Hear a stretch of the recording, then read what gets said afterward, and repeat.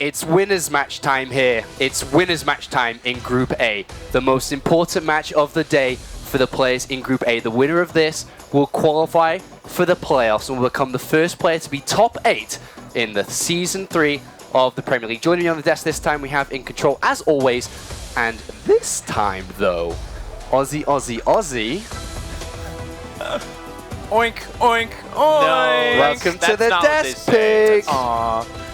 I'm just a little bit too self-centered. I'm not patriotic enough, apparently. You're not. You've been living in Germany for too long. 5 weeks in Germany. Now we've traveled over to Poland ready for the season finals. Yeah. Excited to be here, and this is a big match for the both of them now. A spot at the season finals. Zanster would be on his debut, rocketing through to the quarterfinals. MarineLorD, though, would be back-to-back round of 8. We'll talk about both of these players in a minute, as this time, it's MarineLorD.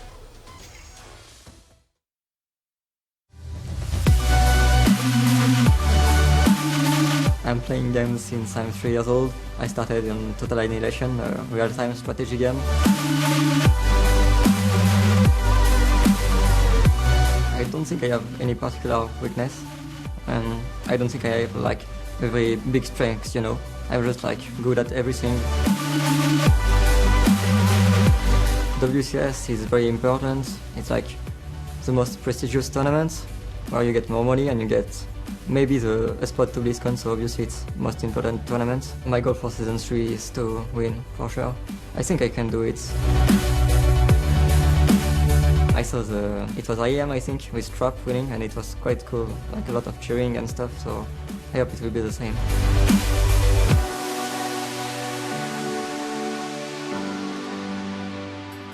MarineLorD, a young star and a budding talent in the European scene. This guy believes he can win it, Jeff. And he's got a little bit of the stats to back it up. I mean, we say back-to-back round of 8. Should he advance from here? That's no small feat, but also he's participated in other tournaments in France where some of the absolute best players are coming up. He has made himself distinguished there as well. Yeah. He's got the results. And he's in a group which is absolutely winnable. He's right now picked one single best of 3 away in a matchup that he has loved and loved and loved over the months. Oh yeah, he's been getting such good results in this matchup. I mean, we saw him a few months ago take out some names like Jaedong and Hyun in a Home Story Cup. He's had fantastic results against his countryman Firecake in the past. And what I find very interesting is, you know, how does he choose to play this? You're going up against a guy like Zanster who has a very unique style. He's got a very, I would say, a style where if you leave him alone for too long, he's actually really scary. He's very frightening. And MarineLorD, though, his big wins recently have all come from him kind of sitting in his corner of the map and building up the mech pool. So do you do what you want to do, that's your strong hand, but it also plays to your opponent's strengths, or do you try to change things up and exploit their weaknesses? Jeff, you've been in this position yourself. What do you go for? I think you play to your strengths. That's always something that there's going to be a voice in your head that says, yeah, but that's what he's expecting, and that's what you're not, you know, maybe that's not your best chance, but you have to put that away. Right now he's in that possibility to go to the round of 8. He has to think of himself as a better player than Zanster. He has had the better results. He's been doing for a little bit longer, and Mech is really strong in the meta right now. So I feel like he does have to say, okay, I am the better player. Let him concern himself with the question of what do I do to beat him. But very similar to earlier on in the day is there's no way that we can count out Zanster. There's no way. We looked at him going into against Man, and we were like, you know, Man is coming to fight for Poland. He's here to do it. But Zanster lost the first map, showed complete resilience, turned it around, and he has absolutely the capability to do it again. And specifically, and this is something that Pig was just talking about, in the TvZ matchup, we've seen him beat, or excuse me, in the ZVT matchup, my bad. He's beaten some really good Terrans in this meta that, ironically, I was just saying is like, I'm so strong for TvZ. Yeah, but Zanster, he's been doing drop Zerg tactics, some Nidus Worm stuff, very aggressive. In his interview, he talked about how he likes Lucira. Well, if you're not a hardcore StarCraft fan, let me just tell you, Lucira attacks, and then he attacks some more. And if that's his idol, expect aggression. what is the number one thing, Pig? You've played in the WCS, you've been following it this year. What is the one thing that stands out about Zanster? Like you said, if he gets left alone, he's scary. Is that the biggest thing you look about when you look at traits about being a good Zerg player? Oh, well, I think, you look at Zanster specifically, and he does have those beginnings of that great macro Zerg style, which is one of the strongest Zerg styles out there. But as Jeff was saying, he has these aggressive plays. He does get these very unique, obviously pre-planned, smartly decided plays, and he goes for those. And they've actually shown some great success in the past. So I think he does kind of bounce between the two extremes of very aggressive and very macro-oriented, and I think that makes him difficult to play against. Okay, In Control's favorite part of the show now, it's time for the map vetoes. So let's take a look at who's eliminated what and who's played what.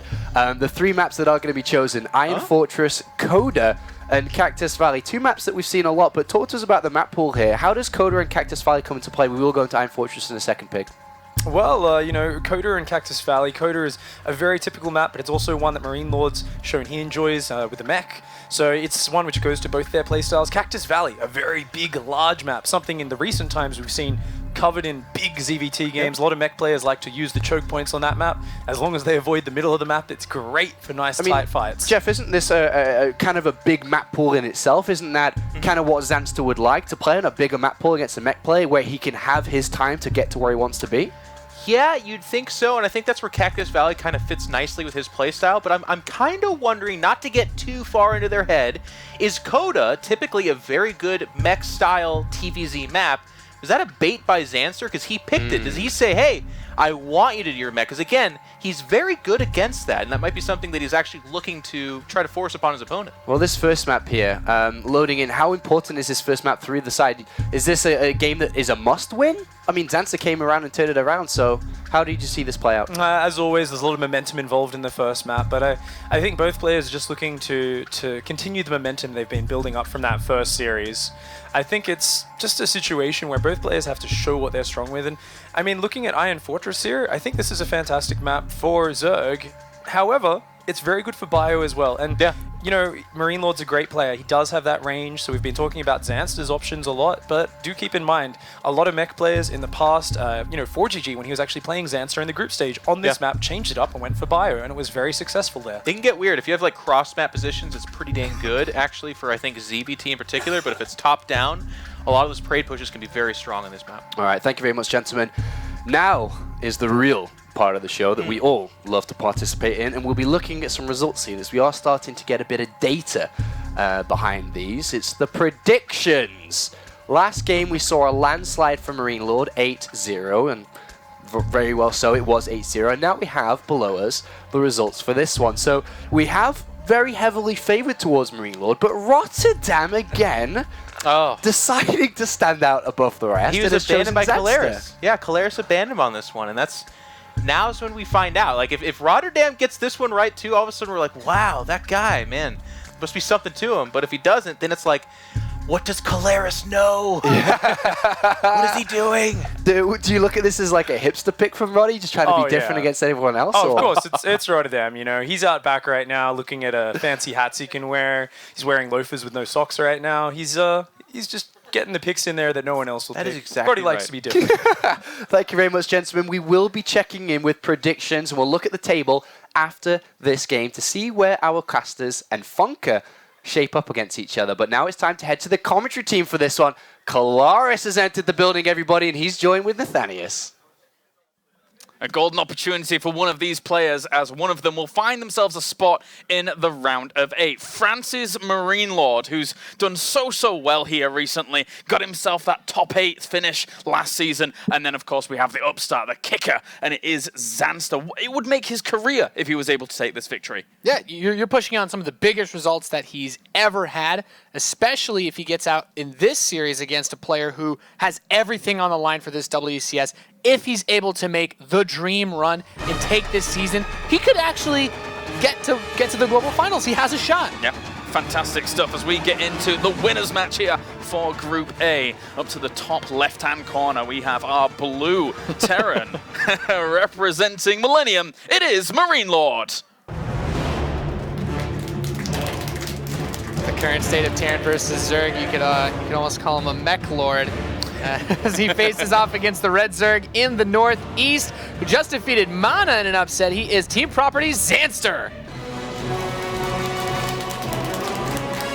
And even that result for him today, very good start to his campaign to try and move forward. Making the top 8 for Zanster would be amazing. But Nathanius, you are our resident Terran expert here. Talk to us about this map for MarineLorD going up against Zanster. I really like that Zanster mentioned, he said call it the corner player. And I think the boys on the desk talked about it a bit too. MarineLorD played, I believe, the longest series, both of the longest series that we had at the Season 2 finals against Firecake. And he's not shy about it. He likes his mech. He likes his late game mech. And not only is he good at that, but now that's basically what every Terran is doing. And it is so good against Zerg just because the Terrans have figured out so many different ways to patch up all the weaknesses, really, in terms of getting the third base and just not dying to aggression. Yeah, I remember casting both of those series. I was about to compare it to Cast or Trapped In, because they did take a little while to actually unfold. MarineLorD did not want to attack, and then on the other side, Firecake kept throwing wave after wave at him, but MarineLorD was unbreakable. He is the bulwark here when it comes to that kind of mech style in WCS. Yeah, it's just shown, really, just how effective it can be across the board. The boys at the desk did talk a little bit about the tendency for this map to favor bio a little bit more, and I don't disagree with them. I think MarineLorD is a good enough player that if he comes into this group as confidently as he should, I don't think he should rule out playing bio. These spawns aren't bad for it, and Zanster hasn't really done anything tricky with this opening, going for the faster pool, but it's not anything aggressive. He's not looking to gain, some sort of tangible advantage from this. And we will now see him. Actually, he didn't send his Overlord in the correct direction to start things off, so he's not going to be as quickly scouting out his opponent as he would like. This one has just been sent down towards the bottom. MarineLorD looks like he's not going to be taking any risks at all with that bunker already going down. Kind of giving a tip of the hat, really, to Zanster. And just in case anything aggressive was coming along, he would be able to be a little bit ready for it. Yeah, both of these builders are a little bit middle of the road, right? You have the delayed hatchery opening with that speed, so you have options to get aggressive if the Terran's being really greedy. But at the same time, most Terrans that have been playing for the big mech builds, or at least most Terrans in general, have really been favoring a lot of Command Center first plays or Reaper openings. But going for the gasless one racks fast expand, it's MarineLorD basically just booted up the first build order he saw from like Wings of Liberty. This is a very, very safe style, but it allows you to get this third command center while also filling up a bunker. And just having those couple extra Marines versus a command center first can make all the difference when it comes to defending any type of early pressure. And a six-ling opener for Zanster on the other side against what he was maybe suspecting to be a Reaper with the positioning that they went for. How does that hurt the Zerg here going up against this 3 command center style? How does it work? Only because it's this opening, really. Like, if it's against a Reaper, the Zerglings want to buy time, right? Yep. But you already opened with a pool first, so your Queen should delay the Reapers from doing any damage. Either way, I definitely think Zanster could have gotten away with a few more drones, but you also pointed out that the Overlord did go in the wrong direction at the start of the game, so he's not 100% aware himself what MarineLorD's up to. And I love this second bunker, because he's saying, and this is, I think, the hallmark of any good mech player, if I get up to what I need to actually start building this mech army, I'm not going to lose to you. So I'll invest a little bit more defensively at the start because I know all I need to do is just get these forces up. And we can see having this many Marines, those Lings didn't do anything. No, not at all. He didn't lose a single unit. Even that one Marine has been able to keep itself alive there. So well played out defense here by MarineLorD, even though he didn't do anything too fancy. And the thing is, if you do a build like this off Command Center first, you usually only have 2 Marines. So it's a bit more difficult to actually get out of that bunker because then the 6 Zerglings can actually kill both of those and then maybe you lose a mule. Yeah. So MarineLorD's just playing it safe. And I like it. As the favored player, he should. And we are on the road. It is going to be mech-tastic already. That's quite the quick little second factory there, though. Yeah, I like this a lot. Not as common, but, a fast blue flame opener, which is what I'm going to expect from this. Man, blue flame Hellions, having those run all around the map, useful throughout the entire game for mech. But for opening-wise, this can blindside a Zerg so hard if they don't open fast roaches. I mean, especially against Zanster here, who is expecting MarineLorD to just be, as he said at the very beginning, corner lord, right? He sits there and just waits around. If he goes for a more aggressive mech style to start things off, this could really hurt Zanster if he's not careful. Yeah, and the thing is, everything that Zanster has seen so far suggests, okay, maybe it's a 3 command center build, Yeah. but it doesn't tell him that it's a fast 2 factory blue flame Hellion push. This could be this could be a very simple setup to go into bio. He could have just built that tech lab, gone for stim. He could have had a starport building instead of a second factory. It could have been Cloaked Banshee, but now there's the blue flame coming in, and he even gets one siege tank quickly just to make sure that if there were some kind of fast roach push, he'd still be able to survive despite the fact that he wants to play Hellions. Really covering all of his bases. Let's check in on Zanster World, though, over on the other side. At the moment, he's grabbing himself the Spire, which is pretty rapid off these third base location that's just gone down now, so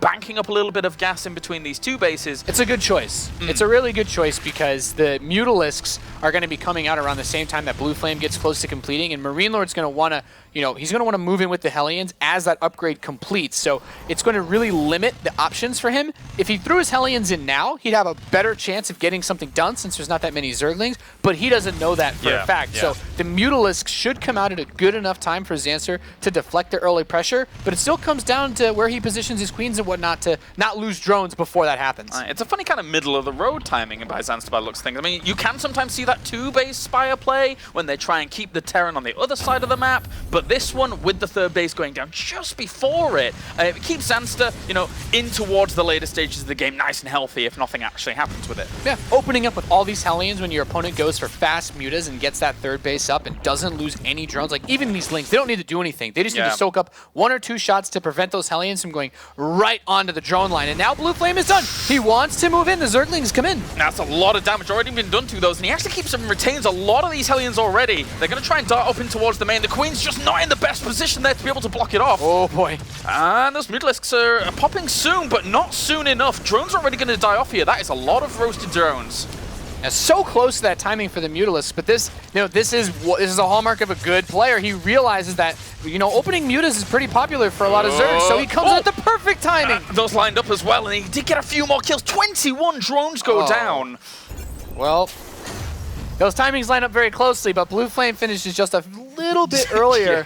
And the thing is, if MarineLorD just dances around a little bit more, doesn't move in quite when Blue Flame finishes, he runs by those, kills those Lings, and the mutas are just finishing. And then if you don't kill those drones and you lose all those Hellions to Mutalisks, like, this counterattack gets really difficult to deal with because now he can go straight into a Thor, and he can afford to throw in a bunch of missile turrets and Vikings since he's already done a ton of drone damage. And this is where Zanster wants to try and equalize things up, but with the Vikings already pushing these away, it is a little bit difficult. Also, the missile turret at that third location has finished up in good time. There's not enough Mutalisks to engage that hard on right now. This is phenomenal for MarineLorD right now because there's no upgrades for Zanster. He's just now getting his Roach form, which means he can't have Roach speed. There's no Roach barrel play that's going to come in. And why I mentioned both of those is he needs some way to deal damage to MarineLorD. Because if MarineLorD gets to sit back now, get his 3 bases up, he'd go to 160, 170 supply and just march on his opponent. He doesn't even need to turtle mech because he killed so many drones at the start of the game. Yeah, done really well. 3 evolution chambers down on the other side of this here for Zanster. Not using one of them at the moment.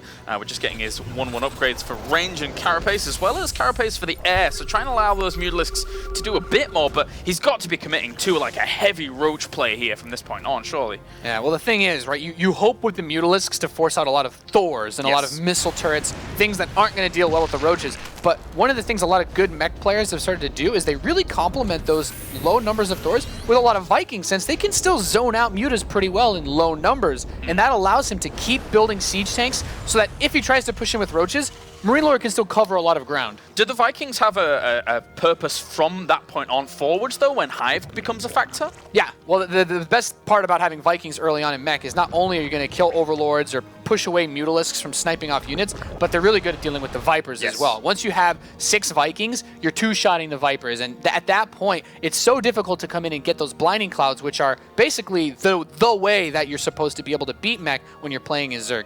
And now we do move into the first person here of Zanster, who's trying to rearrange his position here with a few extra drones on that gas geyser. He probably wants to kind of separate that up. And aside from that, he did send some roaches up towards the top left. So he's probably going to look to move in there, but really focusing on his 4th base, trying to get his economy going and babysitting it noticeably here against the Hellions, trying to swing on in, but they shouldn't get too much done. Yeah, good time to be looking at your, your expansion right as the Hellions run in. And there we actually see he starts up the Hive. And that's going to be where he looks for those big power play units. I like that he has these roaches out on the map, but he knows when he steps forward that sensor tower vision is there. And I love that he's just trying to be everywhere at once. Yeah, this is what Zanster's going to have to do for a little bit. Continue to try and poke and prod at MarineLorD, just like he's been prodded pretty hard at the start of this game. Shutting down some of those roaches. Over on the left-hand side, maybe, but also getting the Hellions over here. Will Zanster, and another swell of roaches tries to go in. Good raises the supply depot, though. Yeah, that could have gotten ugly real fast. I really like how fast he pulled the SCVs to repair this depot as well. He's got the tank on the high ground and the Vikings to help clean this up. It's like, yes, you killed the depot, but I bought enough time with you killing that, and that refinery is not a primary target here. Zerglings are going to try to run in. Not going to do too much, though, apparently. Get themselves 2 tanks at the front, but still MarineLorD is gathering a good size of momentum. The one thing that is annoying here, one would say, for the mech player, is that the creep is buffering up against his location pretty hard. Yeah, that's the biggest issue right now for MarineLorD. He has to make a choice about what he wants to do. He could float that command center north, try to take that as his 4th base. He could go, it looks like he might be flying it south, but he has the army that could theoretically win in this game. Like, right now, it's just roaches for Zanster. There's no big tech, there's no Hydralisks, and, despite these Zerglings being cheeky, they're all going to die, like, pretty much instantly as soon as they engage the Hellbats. So, if MarineLorD pushes now, he has an opportunity, but he needs to be careful, because now that Ultralisk Cavern's on the way. Yeah, with that +2 melee weapons going down as well here for Zanster. He has favored the kind of Ultralisk style in the past against these kind of mech plays, and if he can get to it, great, but at the moment, the mech army is pushing through here like a javelin. And that's why I love the Viking play, too, because they're so much more mobile than the Thors to come back and deal with that low number of Mutalisks, and now he can completely focus on making this push. There are 2 Vipers on the way, but hey, he still has the Vikings. He can one-shot those Vipers now. If he can get into a good position, he could take the game here. MarineLorD been practicing very diligently for these kind of moments here. He wants to be able to make a top 8 once again, and at the moment he's doing well. Needs to just continue to shut down those small counterattacks that are hitting here. Zanster knows that he needs to buy some time, needs to whittle down these numbers, but he has hardly anything to combat this at the front. Yeah, I really like this. Looking at MarineLorD's first-person vision, he recognizes the possible threat of being counterattacked. He left a few tanks at home, used his rally to defend, and now he's in a perfect position. Yeah. He's right on top of the natural. And look at all the control moves, everything he's been doing, even landing the Vikings just to add that a little bit of extra damage. And the bit of spread, too, on the tanks. Yes. He can't be blinding clouded. It's very, very strong here at the moment. Here's MarineLorD, and he's forced his way all the way to this location without anything happening. These Overlords. Oh, Zanster's not going to be able to build any more units this game. No, every single one of them is going to die. He's lost himself a +2 melee upgrade. Even if the Ultralisks are to come out anytime soon, they won't be as strong here. Carapace finished, sure, but that poor Thor on the ramp. That poor guy. But can't quite squeeze through. I mean, we are going to have, at least some Ultralisks come in with these Vipers. This is going to be his first chance to clean up some of this army. Yeah, good move with the blinding clouds there, which as well the Vikings are out of position to really deny that. So these Ultralisks doing a pretty good job of cleaning up. Vikings are going to land. They're going to be like mini Thors here for a moment. That one siege tank at the top of the ramp trying to hold on strong. And actually the roaches are blocking off the Ultralisks, but picking up, getting on out of there, cleaning up okay. Yeah, I mean, killed 1 Ultralisk with the Vikings, but not able to do too much here. Still, I feel like the damage has definitely been done. Yeah, it was big damage there. Also, these Hellions are coming in as like kind of salt on the wound at the moment, getting ourselves a few more drones and really slowing down Zanster's progression, even though he's got actually quite a lot of Ultralisks still on the way. Can he bust like a fortified position at the front is the big question. That's what he's got to go for. I mean, MarineLorD is in an economic position where now that he's securing this 4th, if he just survives and remaxes, he can make the switch into Ravens, and that's where things get really tricky because Zanster not only lost so many Overlords, he just lost even more, actually. Still supply blocked after that. Like, he can make a play with the Ultras, but now MarineLorD knows that all he needs to do are just build tanks to kill the Ultralisks with. Yeah, the window that MarineLorD hit there while Zanster was trying to get these Ultralisks out was pretty good, pretty darn good to shut down some of that economy, to deny the +2 weapons. Now those 3 starports, as you mentioned, on the way here. And that will be the nail in the coffin for Zanster unless he's able to find a hole somewhere in MarineLorD. Yeah, the biggest issue is that with that supply block, all of the army supply right now is Ultralisks. There's 10 Ultralisks on the map. The 2 Vipers are the support units. That makes these Hellions that much more difficult to deal with because they can just run around, try to have fun catching these with your Ultralisks. Yeah, just, well, if they get pinned in a corner, yeah, they'll die off, but they are going to give them the little dodge for a moment. But at the same time, it also tells MarineLorD where Zanster's army is. So he's like, okay, if that's all you've got, you have to pull all those Ultras back to kill Hellions. I still killed 7 drones. I'm not really worried about minerals. I've got mules. And look at him building the wall, building that wall, making sure that nothing's going to be able to get through. And there's like each tank's individually spread. It's like, well, you know, good luck, man. Oh, and the fusion core as well here. So MarineLorD is looking to transition onto the ultimate capital ship army against Ultralisks, which, let's be honest, they're not very good against battle cruisers in terms of killing them off. Yeah, especially once you get Yamato cannon. And I love that he's just building so many missile turrets. He's like, I don't need Thors. If you even try to do some sort of ridiculous Mutalist, you know, Jaedong level Mutaswitch, it's like, it will not work. I will build 1,000,000 missile turrets if I have to, just so I can keep building tanks. Yeah, at the same time here, Zanster, I mean, what does he have to do to kind of find himself in a better position? Like, try and take the entire map somehow and get himself back through that way? What's his options? I mean, he's got the worker count now to start to build up that economy to do it, but with the Ultralisks that he's already committed to, I think with Chitinous plating and +2 coming in, he definitely should wait for Chitinous. But I don't actually know. Like, this position is too solid. I don't know how he's supposed to break this. He needs Blinding Clouds on the missile turrets so that his Vipers can get close enough to Blinding Cloud the tanks without getting hit by the Vikings, which is really asking for a lot. Yeah, that's a catch-22 position right there. There they go.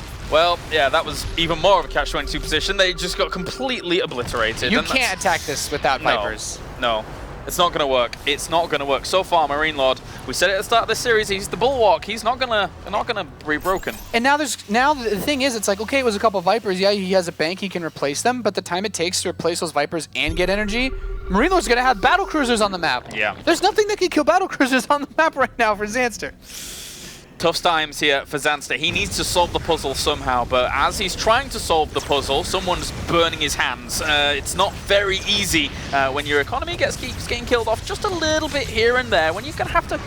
How do you challenge the battle cruisers? What's the go-to? A load of corruptors trying to drag them out with battle cruisers with this much support are difficult enough to deal with when you have Mutalisks or corruptors, because those Vikings are really good support. Any Thors that might have been left over from earlier on are good support, but 21 siege tanks, 12 Vikings, 2 battle cruisers with 2 more about to come out. I think once Yamato gun is done, he's going to be in a really good spot.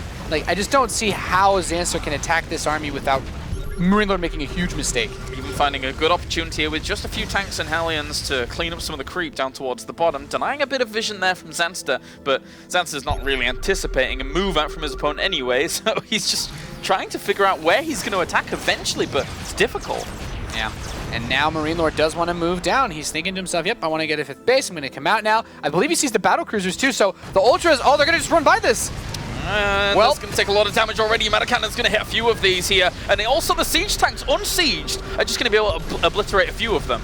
Yeah, I'm actually kind of surprised by that. There is a Spire on the map as he cleans up these Hellions, or excuse me, Hellbats, but he lost the 5 Ultras. He builds 5 more Ultras and a few more Queens, which still doesn't answer the battle cruisers. Yeah, this is kind of difficult at the moment here. The Ultralisk is going to charge on in. That Blinding Cloud really didn't even hit any of those siege tanks there. He's going to kill off quite a few of the siege tanks on the ground, but still, the battle cruisers are going to be able to reign supreme, and he even cleans up the rest of the Ultralisks anyway, with the Vikings coming back for some good old support fire. Yeah, queues up 13 more Ultralisks. Oof. That's the entire bank. There's still battle cruisers on the map. There are 4 BCs. There's 4 battle cruisers, 3 more about to finish. They're 3-3 upgraded, and now building armor is going on back home. Like, this army, I mean, MarineLorD, he's just played this too well. You can't let him get here. You cannot let him get here in the position that Zanster has economically as well. He would have to have an equal bank to be able to trade off over and over, have extra waves of units coming out to be able to kind of deal with this army. It's like, yeah, you killed the siege tanks, congratulations. Yeah. Now I still have about a dozen battle cruisers on the map,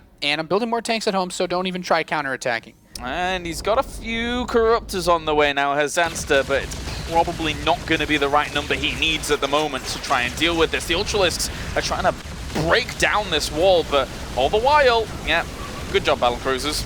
Yeah, those battle cruisers just output so much damage, especially with the scaling on those upgrades. More BCs are going to finish, and even as much health, as much power as these Ultras have, they won't be able to kill everything before the BCs clean them up, and there's not enough resources. You can't actually make enough Corruptors to deal with this. I mean, admittedly, at least Chitinous plating mitigates a little bit of the damage from battle cruisers to the point where they do kill them off very slowly, but it's still quick enough for MarineLorD to be over the other side, doing big economical damage, being able to save some of his structures here, and Planetary Fortress holding for a little bit.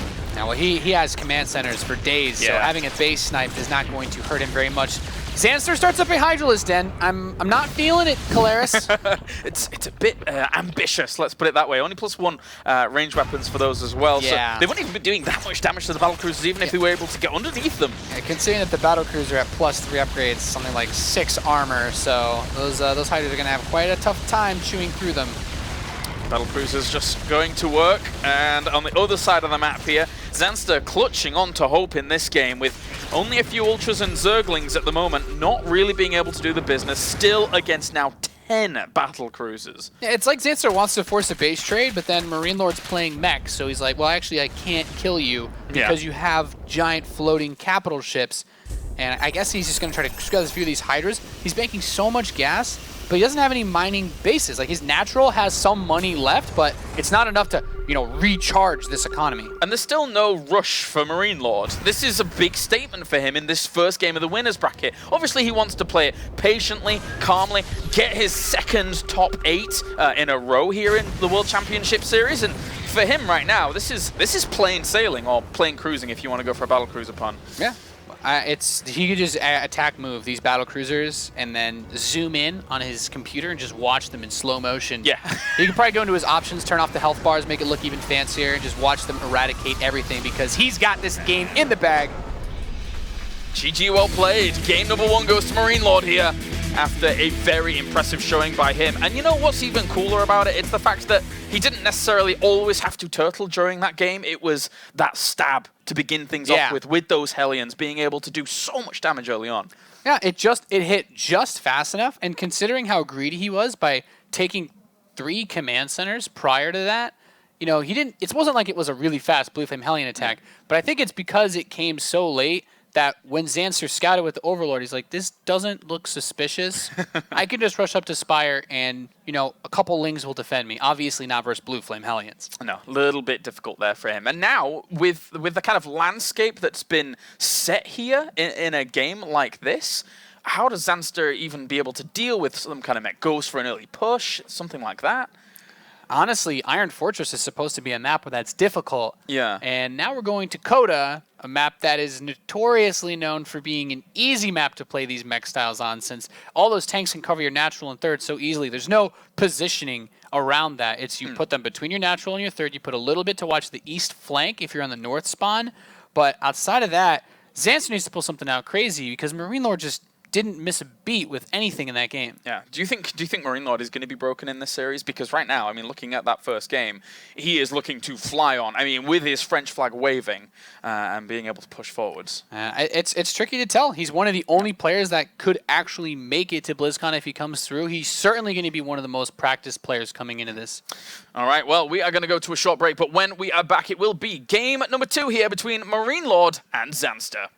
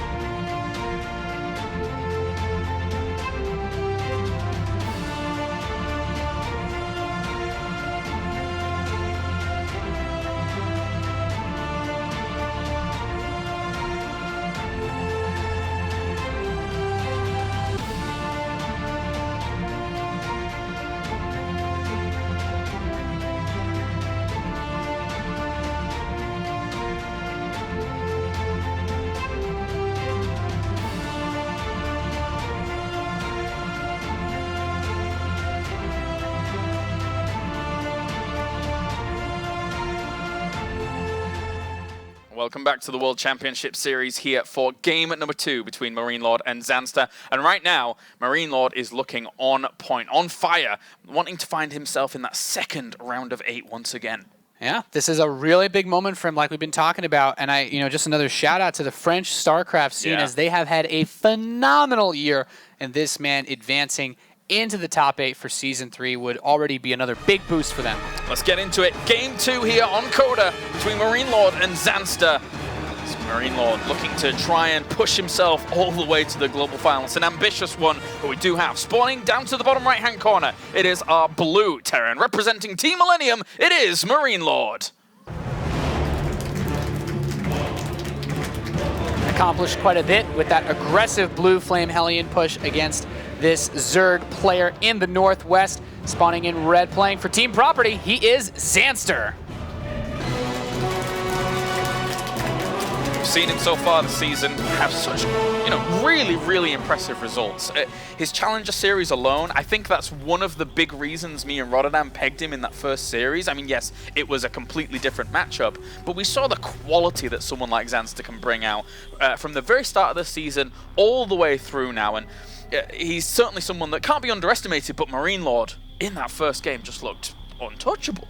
Yeah, a lot of it comes down to Zanster not seeing quite what was coming his way, and the blue Flame Hellions getting in there. Spire openings are super popular, when you're playing versus someone, like if you know 100% they're going to go mech, you're either going to open fast Spire or you're going to open up fast Roaches. Yep. And the fast Roaches are bad versus Banshee openings, but the Muta openers are good against those, but then you have to worry about the Hellions, like how fast will he push with the Hellions, and it becomes a little bit of a gamble in this matchup, and Zanster obviously wasn't able to make the best of that scenario, but like you talked about, in that first series, he showed a lot of prowess with the map vision, being very active. It's just so tough when MarineLorD just plays in the corner of the map all game. Yeah, it doesn't really give you too much of an opportunity. I mean, most of the time, when you have a Terran in that position, stretch across over 4 bases with a lot of attack paths for a Zerg, those kinds of pockets of Roaches that we saw Zanster trying to utilize could probably do a bit of damage here and there, but MarineLorD was having none of it. He was like, no, you'll get a supply depot, that's it.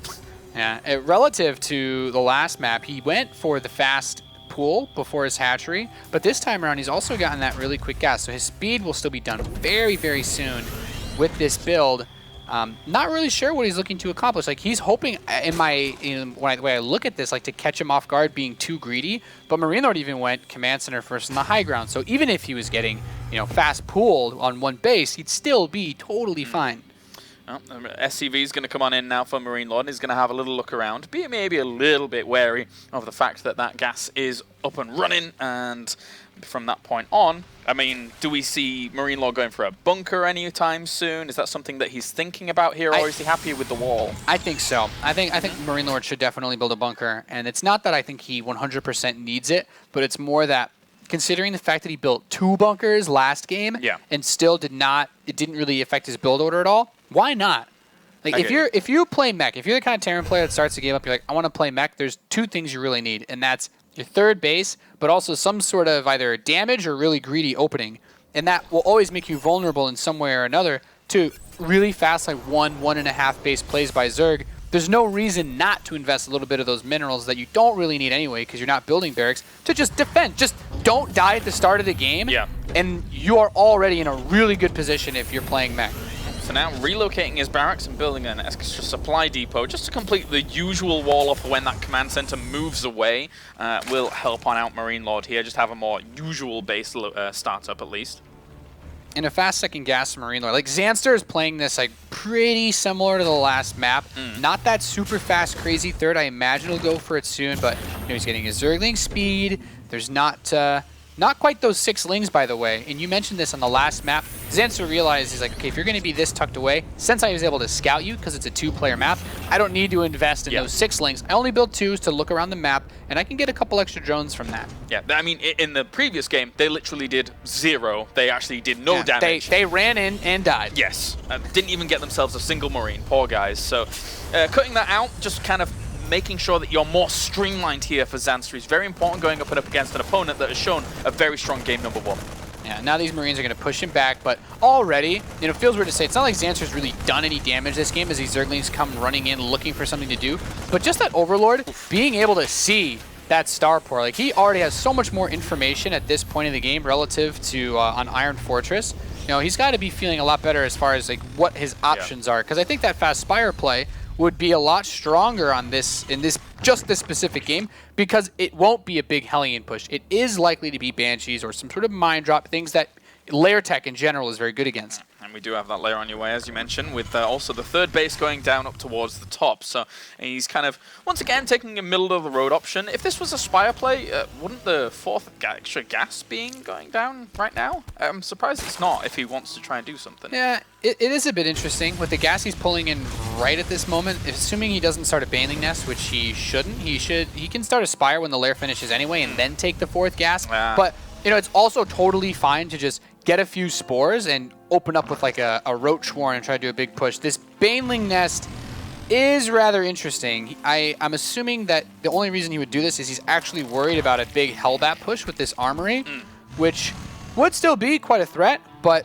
it's going to limit the number of Mutalisks he can make if he decides to invest into a lot of Banelings to defend. Maybe that's MarineLorD's intention. If he actually looks to put on the pressure at the front and force the gas being spent elsewhere, Zanster would be limited to his side of the map, not really doing too much. Yeah, he doesn't have that much gas at all.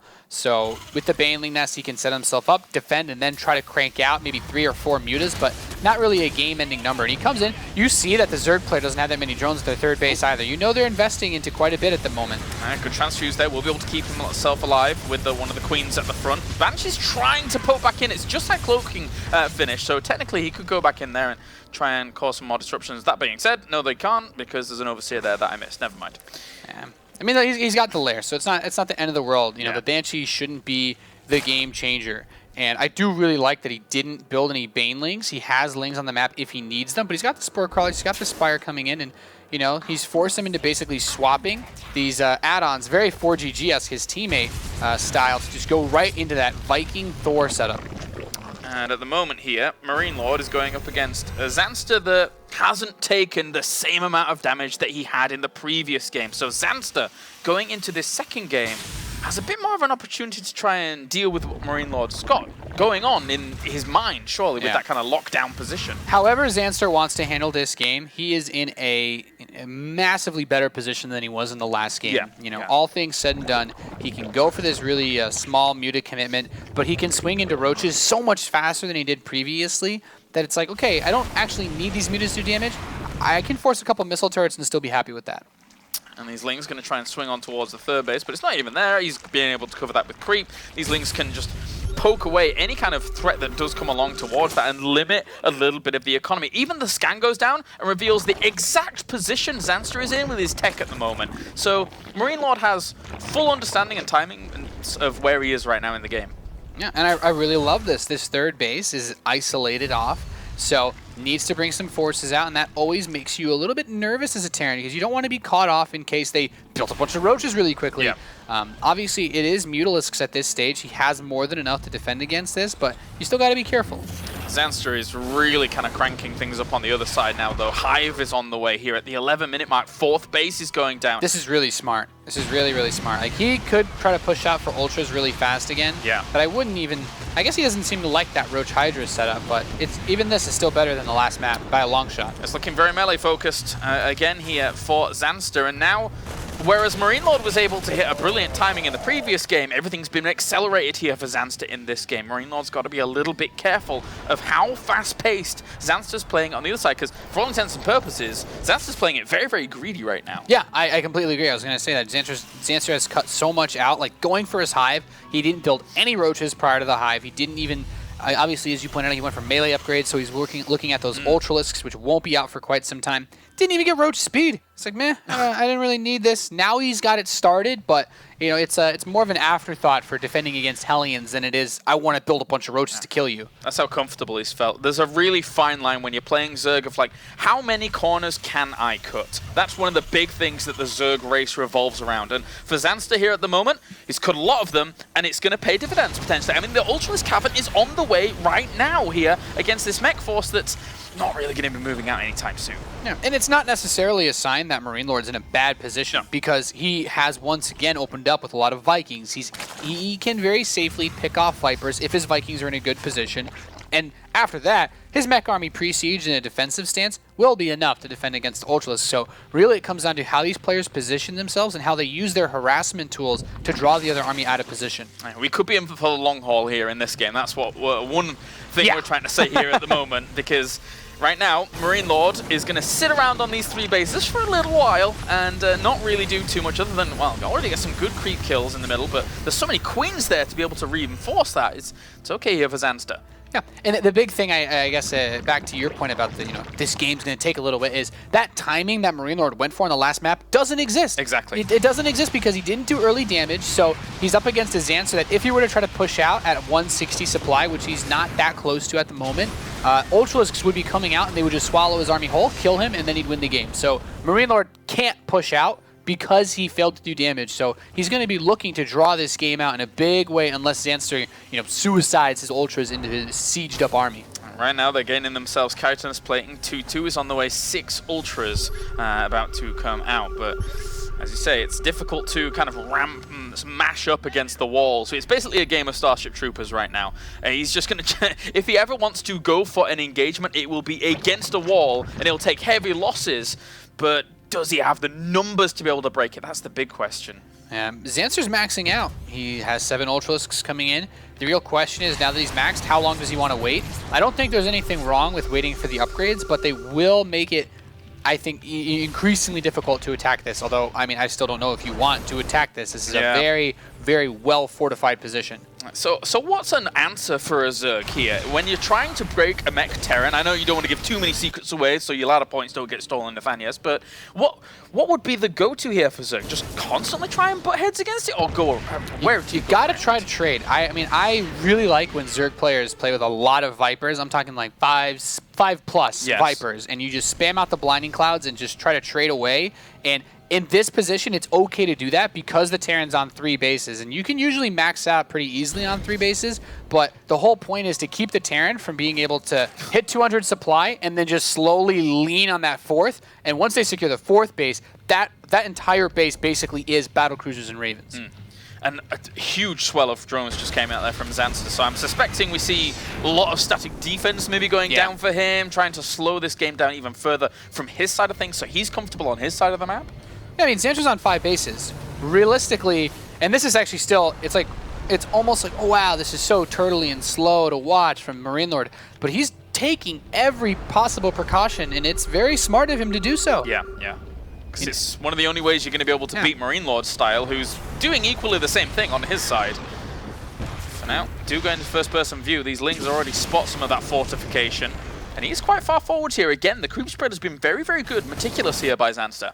Very nice, actually. When you look at that first-person view, he has those queens put up forward, and we saw he went to move those forward just a little bit when the Vipers got shot at. He knows how important those Vipers are. They're the key to victory here. And now, is he actually going to try to move in on this base? Denying this would be awesome, but MarineLorD is playing this slow enough that it might not be doable. Ambitious, as those siege tanks from the back are going to do quite a bit. The Mutalisks separate themselves forwards, and they see the extent of that siege tank line as it goes back. Very difficult to break forwards, and thus he actually has an Overlord down to the bottom left as well, which is going to be trying to block another potential base here of MarineLorD. So he suicided all of his Mutalisks. He opened up enough supply to get, looked like 3 Infestors and 3 more Ultralisks, and he's going for a Greater Spire, which means he's getting ready to, if he has to eventually, deal with a massive battlecruiser army. By having the Greater Spire available, he can build Corruptors, a massive wave of them, knock down the BCs, and immediately switch into Broodlords, because Mass Corruptor doesn't really do anything if your opponent doesn't have those battlecruisers, because they're not going to be able to kill anything on the ground. And all important to have double Spire against that kind of play, so you have double upgrades really cranking out, or at least one going whilst you're morphing in Greater Spire, because actually Greater Spire takes a whole long time to actually morph in. Yeah, some of these tanks actually unsieged. We have Blinding Clouds being put in. Zander's going to try to make it happen right now. Trying to move forwards against this. The siege tank line goes back for miles here, though, as he's going to try and push himself forwards. It's still a good set of Blinding Clouds. He's trying to trade off. Look at the banks that we're seeing here at the moment for Zanster. He will pull this army back for now, and he did quite a sizable bit of damage there to his opponent's army. That 4th base still stands, and MarineLorD with these starports finishing, he's going to trade this supply out soon. He really needed to knock down that 4th base, I feel. Yeah, especially now if you look at the bank, of course he had a lot of minerals, but a lot of his gas was just expended, and that's the most important resource here for the Zerg moving into these very late game situations. Yeah, I'd really like to see MarineLorD, like, killing these tumors is really important because I actually feel like one of the best things he could do right now is just throw up as many buildings in front of his army as possible. Because even if he blinding clouds all the tanks, if the Ultralisks take a couple seconds to kill a turret here, turret there, it could stall out. And I really like this. We have 5 Vipers, and I think that's like the minimum that you really need to bust these armies, is you just spam out those blinding clouds and you just trade with all those bases you have and all those resources you have. And if you do it properly, you know, that's your opportunity. That's your chance as Zerg against Turtlemech. These are the games when you get to that 40-minute mark or so, and those 5 Vipers have basically drained every other building, and like every building is at half health. You're like, oh, how did that all happen? Oh yeah, it was the Vipers. It was actually those guys, because it's going to take a lot of energy to eventually break through that kind of position. Yeah, you got harassed by the half hit point crew of Hellions that don't actually kill anything. It's like, no, your Vipers do a lot. But it's just nice because this map control, you know, this map vision for Zanster, he sees everything. MarineLorD cannot step off of his front porch without immediately being spotted. And we see, of course, this Banshee tries to move out. It's like, we're going to go straight for that. But try, you know, it's going to send some Hellions at the same time. And you mentioned already, Kalaris, the static defense is on every single base. Yeah, did really well with that 20 drone swell that he had a little bit ago. So Hellions can't do too much. Trying to even find a vantage point, but it's not going to work out. This wall, once again, from MarineLorD, he is relentless with it. It's going to be hard to break. And a lot of people like to make these walls out of, like, depots, but having it turrets means the Vipers can't really step forward at all, so it complicates things even more. And it's just another thing I love about the way that he set himself up. He's leaving no stone unturned in his defense. Sees everything with those sensor towers as well. This Banshee is going to be brought down thanks to the fact that the Fungal will reveal it once it ends up trying to go into Cloak. That's a lot of mules. That's a lot of mules. Hey man, you're gonna build walls out of turrets all day. You need to get that money from somewhere. Need that cash. Need that cash. So battle cruisers are coming out, and if we look at the supply on the map, if the Ultralisks don't die, there's actually not any supply to build Corruptors. Even if you got rid of the Queens and the Infestors, there's not enough Corruptors that are going to make a big impact, because then he won't have any Fungals, he won't have any Transfuse. So he needs to trade out some of these Ultralisks as these battle cruisers come out. He needs to make another push soon, I feel. 10,000 minerals, 4,000 gas here for Zanster at the moment, with an army that comprises of quite a heavy gas investment itself. And those Vikings, so if they were able to find those Vipers, that would be a fantastic pickup for them. Yeah. Zanster, after that scan, the battle cruisers move forward. He knows there are BCs on the map. Could try to just fungal a low number of BCs and kill them with Queens. That is an option, but it's still going to take a while. Battle cruisers are quite beefy, quite tanky. Poising at the moment, dropping down the scans, trying to clean up any creep that would encroach onto his territory. And these Vipers still just make sure that they're going to be kept alive. The important thing for the Vipers is that the Infestors are kind of near at any time, because if the Vikings do actually find them, Fungal try and run away, Fungal continue to chain Fungal maybe if they're out of range of those siege tanks. Yeah, it's a very awkward dance, because MarineLorD knows the only way he's going to win this game is if all of his forces are positioned and postured, and Zanster attacks into it and doesn't perfectly Fungal Blinding Cloud everything. So he just doesn't want to get caught on siege and just inch his way forward, use the BCs. The battle cruisers are the most mobile part of his army when it comes to actually dealing damage to those ground forces. It looks like he's actually going to move in here on towards this. At least he had creep to actually move them there as quickly as possible after the first volley. A few blinding clouds go down, but a big Fungal on towards the Vikings. It's going to shred up a little bit of the damage towards them, but actually the Ultralisks have done extremely well with the blinding clouds. Yeah, these battle cruisers are distracted by the Queens. A lot of the Ultras do take a massive beating, but that also opens up supply. MarineLorD's going to build a couple more tanks, but he's going to continue to invest into battle cruisers. This is where things get crazy. 29 Corruptors are on the way. And if you're MarineLorD and you know that 29 Corruptors are being built, you want to switch away from air as fast as possible and go for a ground army that just wins the game. But that's why he built the Greater Spire. This is a recycle push. He's going to try to clean up the BCs, clean up the Vikings, and immediately try to win the game with Broodlords before MarineLorD has time to react. Let's see if he can. I mean, this is on the way. He sees it with the scans as well. He's got three more missile turrets going down right next to this location. He wants to be able to hold this spot right here, and he's going to have to, well, micro his little Vikings out and make sure that they don't get Fungal, because if they do, poor Command Center, you're going to be a sacrifice. Yeah, I still think this is okay. He just needs to pull a little bit of this Air Force away. There are a lot of Corruptors. He needs those missile turrets, to be honest, with this fight, but a couple of these Ultras actually managed to grab siege tanks while they're at it. And I don't know about trading away all the battle cruisers. At least he's building Vikings. Okay, that's the most important part, because Broodlords will be the next step here. 16 more Corruptors are being built. Wow, and actually, although that being said and done, he's been able to clean up so many of those Vikings. There's not that many missile turrets in this location at all, but still needs to continue microing them. And he's lost a lot of his ground army, has Zanster. He's replenishing. Oh, miss of that fungal. Needs to keep those Vikings alive. Yeah, that's actually really crazy to think about. You know, this army is very, very slow. 7 Ultras are being added to this too. So he's really trying to mess with them, because you might think to yourself, well, Thors can be good against this setup. They can splash the Corruptors. They can hit the Broodlords from long range. But very smart of him. You know, you got to recognize that those Ultras are still a very big threat. This balance of late game tech is really, really smart. Yeah. But still, he's actually not gone for Broodlords, and that concerns me, because 29 Corruptors are not going to win in this game.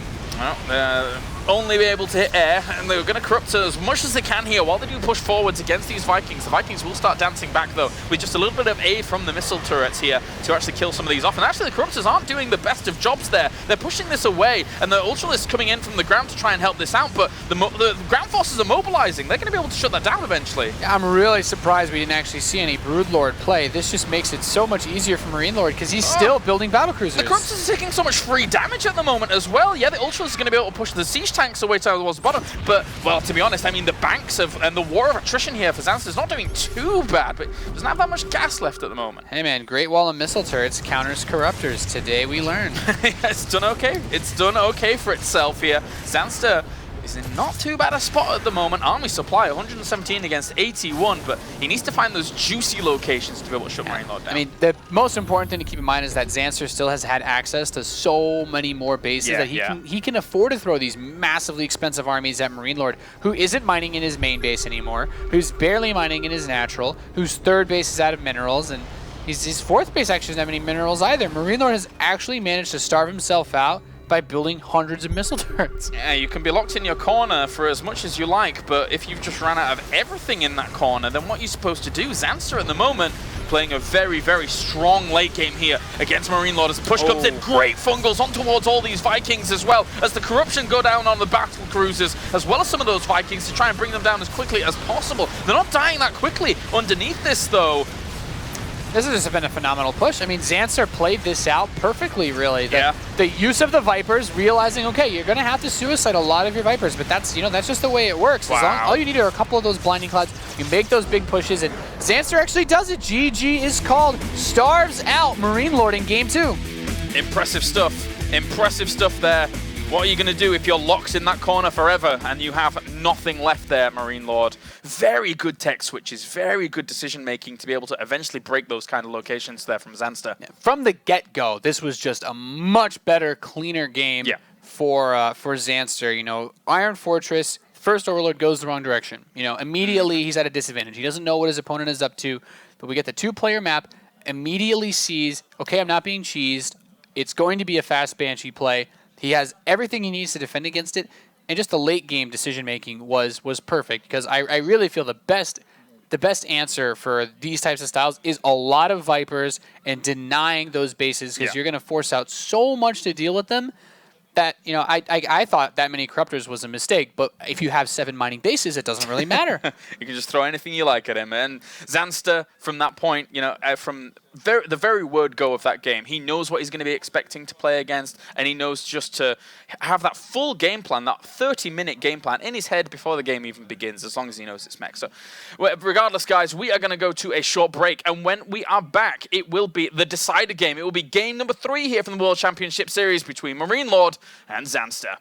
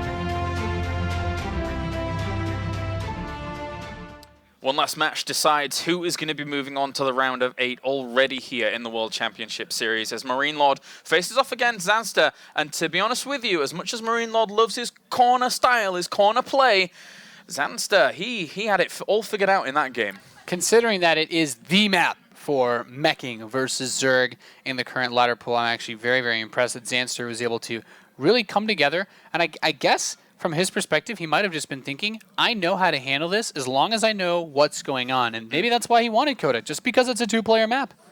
Now we move on to Cactus Valley here between these two players. Nathanius, what do you make of this map considering kind of the current styles that we're seeing from both players here? There's just so many more attack angles, honestly, for Zanster if he wants to play a similar style against MarineLorD. And for MarineLorD, you have the option again, like you did on Iron Fortress, since it's a 4-player map, to try something a little bit riskier. But at this point, if MarineLorD feels confident with Bio, I think this map favors that style a lot more. It's just way more open, assuming it's not cross-spawn. If it's cross-spawn, then MarineLorD should go 100% mech if he thinks it's his best chance of winning, because that's a very difficult spot to play. But otherwise, I would like to see him bust out some Marine Marauder medevac. Well, let's get into it then. It will be game number 3. This decides who moves on to the round of 8 live from Krakow in a few days' time. So we do have MarineLorD and Zanster. We have spawned to the bottom left-hand corner. It will be our blue Terran representing Team Millennium. It is MarineLorD. Certainly will not be excited to see he is cross spawns against this red Zerg in the northeast representing Sweden and Team Property. He is Zanster. What a result it would be for that young guy if he is able to move on to the top 8 against MarineLorD here in this final match of Group A. Well, what a crazy thought. You know, you're like, okay, well, he comes in his group, it's like Mana. Okay, Mana's playing on his home turf. You know, everybody plays better in their home turf, and he's got the results, the history, the experience. Like, no way he'll lose. You know, no way Mana's gonna lose to this guy. At least that's what I was thinking. And then comes out, manages to force a lot of sloppy play out of Mana, and then now tied 1 apiece against the one of the French hopes here for the global finals potentially. Yeah. I mean, let's face it, in terms of the European scene right now, as a European, MarineLorD is the Terran. Is there any disputing that in the European scene, aside from 4GG, who is obviously a Korean? Yeah.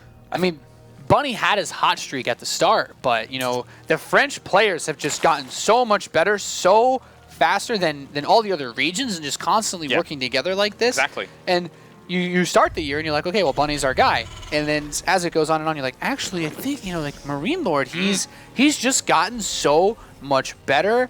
And you just consider all the places he can pull, and you see those tendencies taken from, like, even his teammate, like 4GG was one of the first players that would just, open with that fast Banshee, Hellion with the Armory, think about doing the Hellbat push, and if they scout anything weird, they just immediately swap the Reactored Starport and Tech Lab Factory. And when you only have that, it's a very low amount of production, and it's something that only 4GG does, but MarineLorD, takes these little adjustments, and that's what makes someone so good, especially with just how active that French scene is. Yeah, exactly. And let's think about the flow of this series just a little bit for a moment. MarineLorD, game 1, yes, he went for mech, but he went for that kind of javelin throw of the Hellions through the middle of the map to do big economical damage. Game number 2, played a bit more defensively himself, kind of fell behind in the overall economy game, and then was just kind of obliterated by wave after wave after wave. Here on a map like this, does MarineLorD go back to the style that did him well in the first game, but something like a Hellion push in towards the natural locations, it's very difficult because these tight little chokes, surely. Yeah, it's especially difficult just because of these pool openings that we've just seen so much of as far as the fast speed. If you want to run Hellions by and the Zerg player has those links, if it's not a Blue Flame Hellion push, you're going to get cleaned up. It's something that can put you far behind very quickly. MarineLorD's going to get this really fast bunker again. He's saying, okay, better safe than sorry. I want my natural a little bit more quickly this game. Not going to be as slow, perhaps. And I'm mostly curious to know whether he's going to take that fast second gas again, or if we will see a fast third command center. Can something like an earlier Banshee poke for MarineLorD work out here? What are his aggressive options that he would have as a meching player later? I mean, everything should be better as far as options, just because the way this map works, like, you don't have an Overlord that close to MarineLorD's base. Right. The closest Overlord would go in through the natural, but your tech's going to be in the main, which means if you fly by the natural, Marines step out of bunker, Marines kill Overlord, Zerg players blind. Yep. So I think MarineLorD should be able to get away with whatever he wants to do. It's just a matter of, it is cross spawn, so if Zanster is active and looking at, like, the Watchtower, for example, it's going to be pretty difficult for MarineLorD to still slip by him. Alright, well, Starport's on the way for MarineLorD behind all of this, with the second gas as well, so and he's just going to be switching out that factory to have those Hellions be popping on out. They can be used defensively, they can be used aggressively for the most part, whatever he really wants to do with them. They are the versatile unit early on against, you know, limited options here for Zanster, especially since it's cross spawns, and something like a little bit of a roach push early on would be pretty crazy. It's not nothing terrible. I mean, you recognize this map is cross spawn, and I love to just take this third base. Big focus this game should be that creep spread. I really like the creep spread on Coda. It was over everything. Yeah, it was. He creeped the whole entire map. Very good play. Actually really liked that. It was like an overweighted ice cream where the corner of MarineLorD's base was the cone and everything else was creep ice cream. It was beautiful there by Zanster. Did not have enough napkins to keep it from overflowing. No, clearly not. It spilled over and caused quite a mess for MarineLorD. And that's just like one of the things we've seen that's been so nice. Like Zanster with the map presence, constantly being on the map. We saw that against Mana too. You know, on Coda against Mana actually, it was his map presence. He saw Mana step a little bit too far outside of his safe zone and just immediately pounced on him where he didn't have enough force fields to actually block everything off, and he lost the game at that point. So it's just been really nice to watch someone this fast play the game. And surprise, surprise, super gas times here for MarineLorD, but a little bit supply blocked at the moment. 2 supply depots are about to finish up, likewise the 3rd command center. So this will alleviate all of that.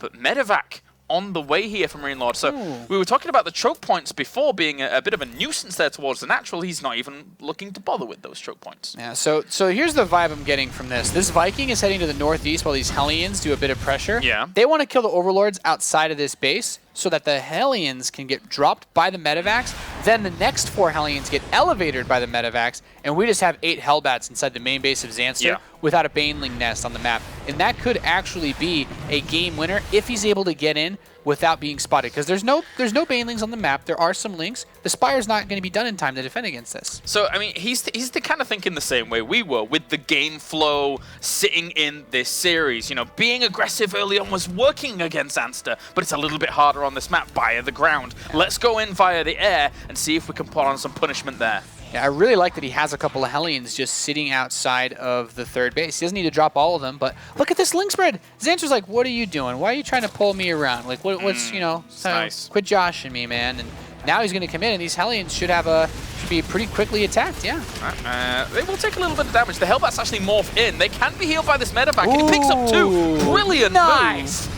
Nice save. These Hellbats are going to push 3rd base at the same time, really stressing Zanster's multitasking. That was very well done there for him to pick up the 2 that were about to die off. 12lings are on the way, but that's not exactly the easiest thing to use to actually clean up Hellbats. They get into this mineral line. There are Mutalisks on the way, but they're nowhere near finishing up. He's to actually save that Hellbat, but he doesn't manage to pick it up or anything. But they're still getting an okay trade. Yeah, I like this. He's managed to really make a little bit more happen with this aggressive play. These drones running for their lives. That. Yeah, keep running, guys. Don't. But the thing is, even though he didn't kill that many of the drones, they're not mining. Yeah. They're still not mining. Oh, and killing this queen. Wrong way. Oh. Okay, so yeah, he loses a few still. That could have gone a whole lot worse if those Hellbats had turned around. Well, that's still a whole minute and a half where these drones were not doing anything other than running and trying not to die. But, you know, that's a big hit to the income of Zanster. It's going to slow him down quite a bit. He's just now getting those roaches, those evolution chambers, but I think we got a pretty rock-solid setup for MarineLorD once again. Yep, he's looking okay. Now, in terms of a mech style, you were mentioning on this map, once you get towards, like, when we get in the your corner position here for MarineLorD, locking down between the 3rd and 4th base, is that quite difficult here for the meching player? Yeah, I think so. You spread yourself out a lot on this map. If there's a map where you want to do that 160, 170 supply mech push with like +2 attack, this is that map, because the more you spread yourself out, it's also really hard to stop the Zerg from taking all those bases, as we saw with the static defense and the creep spread. You really need to focus on getting a big timing in. There's actually not that many missile turrets, so life's getting a little bit difficult here for MarineLorD. Yeah, this is what he's going to have to do with this Thor, medevac, like micro, but at the same time, the medevac is very low, so he's got to be a bit careful about how he's going to do that, but needs to make sure that that Thor can be very mobile, as it were. It's fun to micro medevacs and Thors, but you don't want to get too cheeky with it. No. And we'll look to just try and defend this location. Mutalisc's doing an okay job of being able to keep his opponent back, but at the same time, didn't really do too much damage. Yeah, the single armory is really giving me a vibe that we could see some action here as +2 completes. You know, that hive is still coming in relatively quick. I don't know that ultras would be done in time to stop the mech push. If he pushes like the 4th base, then, you know, I actually do think that Zanster's in a pretty reasonable position, all things said and done. If he forces MarineLorD to play the slow turtle mech, I think Zanster's actually in a really good spot just because of how well he handled him last game. Yeah, did very, very nicely for himself. And at this moment in time, we have plenty of creep going on once again. We have this Hellbat drop up towards the top looking to threaten. And was it Hellbats or was it Siege Tanks, actually? Okay, it's Hellbats. I was like, if it had been Siege Tanks, that would have been weird, but all right. Yeah, it's happened before. Yeah. It's not unheard of, actually. They're quite good at sniping these bases if you leave them untouched. And Hellbat Drop's going to go into the main base here as these Hellions try to distract in the center of the map. Drones, please run. Oh no. Not a good place to be. These are the lazy drones from before, that continuing to be lazy. That's 8 drones already going down, even a few lings. And he saves the Hellbats to the point where he repositions them and will be able to kill off tons. Phenomenal, actually. Just really, really precise movements. Yes, the Mutalisks are going to get them, but that means the Mutalisks have to go all the way out of position. I think 8 drones and those lings definitely got the work done that he needed to do, because Zanster does not want to be rebuilding workers right now. He wants to build a bank and get 20 Ultralisks out to kill this army before it comes and kills him. Viper's on the way as well here for Zanster to just try and eventually bank up plenty of energy and be able to throw down the blind clouds when and if he needs them. Again, it's not only a good aggressive tool for when he wants to push on. If the Terran starts moving out, they can be used very well defensively as well. Yeah, and this is just, you know, it's starting to give me, I'm getting chills, man. We're going back to where we were in the last map. And yeah, for all the players out there that really struggle against mech and really don't like it, MarineLorD did do some damage again this game, a pretty reasonable amount without taking too much back in return. And he is still in a very vulnerable position because he wants to get this 4th, but he's so spread out now. And this fast hive from Zanster, I'm quite concerned. You know, all he needs to do is just keep getting these Vipers, and I think get back to 5, get like 5, 6 Vipers, and he can do a similar push style again and just say, you're never getting a 4th base. You've also got to remember that if MarineLorD, someone who has his eyes on the big prize at the end, trying to get to BlizzCon with like, you know, trying to run through this tournament and win the whole thing, if he doesn't win this game right now and has to go through into the round of 8 in a 2nd place finish or something like that, or not make it at all, going in through a 2nd place finishing and facing off against a 1st place finisher from another group is a pretty brutal spot considering the players we've got going. That could be disastrous when you think about the fact that just like guys like Hydra, Jaedong are all in this tournament. You know, not the guys you want to run into in a dark StarCraft alleyway, that's for sure. For now, plenty of upgrades on the way for Zanster, who is looking to hold his own beyond a lot of people's expectations. I pegged him in the first series, and Roddy went all the way with pegging him here in this series, and so far, Zanster is doing really, really well for himself against this mech play. I am surprised that we're not seeing additional starports being added on just yet. There's a little bit of money that MarineLorD could dump in that direction. We're not seeing Greater Spire yet, but it's just something to keep in mind. As it is going to be Ultras again, he knows for sure now. Those Hellions just went into a meat grinder. Yeah, that's you stole the words right out of my mouth. Actually, I was about to say exactly the same thing. That was a conveyor belt of death. That was not happy for those poor little Hellions. There's one more starport coming in, so recognize that importance. I think if you're playing against someone who does the Mass Corruptor thing and actually manages to win with it, which is, you know, Mass Corruptor is actually usually where the Zerg loses because they can't turn that supply into anything useful. But it's you know, because the Terran it's very hard to starve out a Terran. But I really feel like MarineLorD should focus a little bit more on Ravens if he thinks that that's going to happen. Yeah. Because a couple more, so just really just like a few point defense drones with that big air engagement, and he would have won it last game. In theory, could you mix in a few more Thors into your composition as well if your opponent's going to try and do that? Yeah, I don't mind Thors either. Yeah. I think Thors are also very strong versus Ultralisks as well. The biggest advantage of tanks is that it's just easier to spread them out because the blinding clouds are very tough to get far enough back. Yeah. And if you're hitting that wall of missile turrets, the tanks are going to be able to obviously hit those Ultralisks from a further distance as well.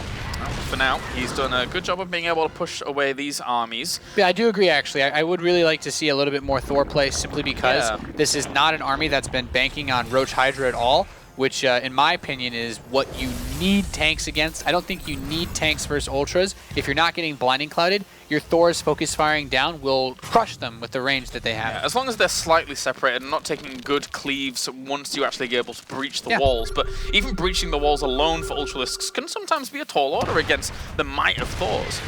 And these Ultras are looking for an opportunity to push in. The Vikings are not quite placed to defend against this. I'm surprised didn't move in and throw a few blinding clouds, but that wall would have bought them time. The Vipers, no, don't want to just lose these. Oh, and he doesn't have any fungals or anything like that. No Infestors there to be able to save it. So losing 3 instantly, and now he starts the Infestors, understanding his mistake. Yeah, there's 3 Infestors coming in. Pathogen Glands will be done in time for them to complete. But there we go. There's the Behemoth Reactor, so we will see battle cruisers at some point in this game. Really interesting going for the Behemoth Reactor instead of Corvid Reactor. I really feel like Ravens are just that staple safety unit if you're going to turtle up. But going for battle cruisers before Ravens, not necessarily bad, but you're just a lot more susceptible to those corruptors like we talked about. And for now, there's plenty of upgrades still on the way here for Zanster, who... Oh, this poor little small Terran contingent moved out quite far, but that being said, there's still siege tanks for days, so he is fine. Yeah, there has to be a big reliance on the sensor towers because you're really spreading yourself thin when you do stuff like this. It's so easy to just get caught out of position or blindsided. Where are you going, Command Center? Are you the scouting Command Center? No, you're coming up towards the top here to try and take this base. Okay, so slowly, the more MarineLorD is spreading himself out, surely the more his defenses are weaker in certain locations. Yes, 100%. And that's one of the reasons why you see a lot of Terrans in a position like this, especially since he's approaching max on battle cruisers. Just throw away a bunch of SCVs, build a few more tanks to defend if you want, but the workers don't really matter that much anymore because you just have so many orbitals. Ultralisks going to try and come in and just cleave down some of these missile turrets. Anything that they can get there would be nice, but this is the first-person view once again to MarineLorD, realizing that he's going to have to reposition his defenses here, and even the siege tanks get repositioned, but the Planetary Fortress falls, which he has to then replace, which is slowly biting away at the bank here of MarineLorD. I like that he had the PF there, though. It buys him a little bit of time. You definitely don't want to be in a spot where a couple of those Ultras slink through and, chew away on your starports because Zanster, once again, he's got a lot of bases. He's really taking advantage of the immobility of this mech army and telling himself, yes, I can get, banks for days. It's fantastic to watch this first-person view of MarineLorD, though. Seeing exactly how he's going to handle it against that is like something out of a cinematic from StarCraft II. All those Ultras trying to cleave through this wall, but it's just not doable right now. Yeah, and I love the missile turrets up front. Just really smart. You see MarineLorD focuses on immediately replacing those walls. He knows if you're playing mech, mineral units are never going to be what wins you games. And I also really, really like that he's thinking forward about this. We have Corvid Reactor now finishing with durable materials, 2 upgrades that make Ravens, a true force to be reckoned with. Good creep spread there as he was able to replenish that after the Overlord got pushed away. And once again, our lovely Command Center giving us a nice show at the front and being able to scout out what it needs to. But that's a really good point with the Ravens that can come along. So once again, we could be in for the long haul, and the Ravens add a very, very strong dynamic because the splash damage of Seeker missiles is so powerful. Yeah, you just got to be careful with them. That's all. Ravens are generally terrible against Ultralisks unless you have unless you have enough Ravens to actually drop 5 Seekers on each and just kill all of them instantly. Yeah. Ravens are pretty bad versus Ultras just because the auto turrets don't really do much versus them. Individual Seeker missiles don't really do much, and then obviously point defense drone doesn't affect them because they have a melee attack. But they are 100% instrumental in defending against any type of corruptor play. That one siege tank had a whole lot of work to do. He was the janitor up towards the top here and didn't manage to sweep up enough of those creep tumors because now, even if he did, it doesn't really matter. This army's going to push him away. Yeah, just take some pot shots here with that Yamato cannon against these against these Ultralisks, there's still like a lone Viper out here. It is quite surprising, playing around with such little anti-air, just like waiting to throw away Ultras, trade into Corruptors. But I guess Zanster's more concerned with building up that bank than he is anything else. I'm so impressed by Zanster's play in this series. Very patient. Yeah, very, very patient. Not willing to just throw so much away, just slowly breaking down his opponent. These siege tanks on either side here doing well. That command center wasn't even a planetary fortress that time, so just brings down a few missile turrets and backs on off. Yep, and I love that he's immediately like, okay, replace those missile turrets. That's the most important thing I need to do is just keep my walls up, because if the wall, even if it's not a super vulnerable point, if the wall isn't there and you can just run in, you don't have that time to react, especially when your army is just so slow. Just keeping these guys healed up as the battlecruisers do find them and drop a Yamato on one. It's like, yeah, Yamato cannon it, and then it's like immediately gets transfused. Yeah. Okay, there we go. That was good. Double tap. Yeah. Much better way to guarantee that kill. Very important to get that double tap for sure. We'll have now this army still just poising around. He's taken every other base on the other side of the map, though. He's actually taken every single base on the side of the map. Yeah. I will say another, even if he's not killing the Ultras, he is taking all the energy away from the Queens, so that if there's a big fight, they won't be able to transfuse each other or the Ultralisks. It will make it a little harder for him. Is there any moment here where this Terran starts throwing away SCVs to make a bigger army against this, or is the bank just too much here for Zanster? 5 minutes ago. I'm kind of surprised, to be honest. I mean, MarineLorD is a much better player than me, but he's building up a pretty good count of orbital commands. And I mean, scanning is nice and all, but you don't need to drop a couple meals to support mech production. He could have such a bigger army. I think if he like trades out maybe 40 workers now for more battle cruisers, I have a really hard time seeing how he'd lose. But MarineLorD just wants to play this game that patiently. Vengeful sacks going down here for Zanster with still a huge bank, looking to drop some of this army on, maybe towards a location. How well defended is the main base actually down to the bottom? But, well, hold the phone. He's going to try and kill off some of these missile turrets and then no doubt back off once again here. The Viper's being kept all the way at the back. I think he's looking for an opportunity to get fungals with the infestors on Vikings that go too far forward, but he's just like, yeah, just come here. Come into my base. I have battlecruisers that will kill you. And it's like, you actually didn't really kill all that much with this push. Yeah, and once again, Fungal might be able to land on some of these Vikings at the front. Do catch some of them, but they still need to back on out there. The battlecruisers are going to shoo them off. Yeah, I mean, I guess the real question is, what does Zanster want to do with everything that he has? I really like Overlord drops in this position, simply because they're so spread out. There's that many turrets? That's a lot of turrets. I was asking before, I was like, well, how many does he really have 62. Come on, there's got to be some place where... What's the catch? Okay, if he goes from the very northwest side of the map, he could drop down where all the orbitals are. And then there's a planetary and the mech army, so a couple planetaries. This is no longer Corner Lord, this is Side Lord. He's been able to take the majority of his side of the map. Yeah, he's become Avalord, man. Yeah. This is the most... I don't know of any turtles that exist in nature that actually defend themselves this well. No. It's a new breed. Yep. And we'll be able to actually get himself some Viking kills for just a few infestors, which isn't too bad at all. Needs to go back and repair those up. And now the Raven switch begins. Well, it's happening. Yeah, it is. It is. And again, the thing is though, is that with Zanster's bank, doesn't he just try and again throw wave after wave after wave and try and deal with it, like with Corruptors afterwards? Yeah, I think so. But now the Ravens are going to complicate that. And he's actually just built so many missile turrets that if you think about how many Corruptors he lost to missile turrets on the last map, now he'll actually lose all of them if he tries to dive on these battlecruisers.